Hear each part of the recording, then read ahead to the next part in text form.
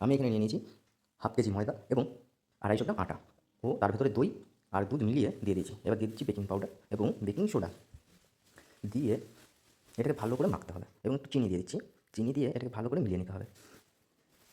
ভালো করে মিলিয়ে তার ভিতরে আমি দিয়ে দিচ্ছি একটু ঘি। একটু ঘি দিয়ে দিচ্ছি তার ভিতরে। এই ঘিটাকে হালকা মিলিয়ে দিয়ে দেবো আমুল দুধ। আমি 10 টাকা দামের 2 প্যাকেট আমুল দুধ দিয়ে দিচ্ছি। 10 টাকা দামের 2 প্যাকেট আমুল দুধ দিয়ে ভালো করে মিশিয়ে নিচ্ছি এই সব উপকরণগুলোকে একসাথে।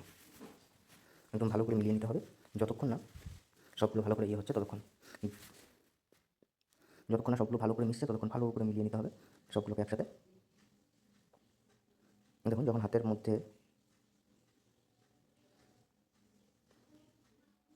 যখন হাতের ভিতরে মুঠো হয়ে চলে আসে সব একসাথে মিলে যাবে তখন এর ভিতরে দিয়ে দিতে হবে জল। অল্প পরিমাণে জল দেবেন। একবারে বেশি জল দিলে পরে জল বেশি হয়ে যাবে। ভালো করে জল দিয়ে ভালো করে মেখে নিতে হবে। এবার বলুন তো আপনারা এটাকে আমি কী বানাচ্ছি?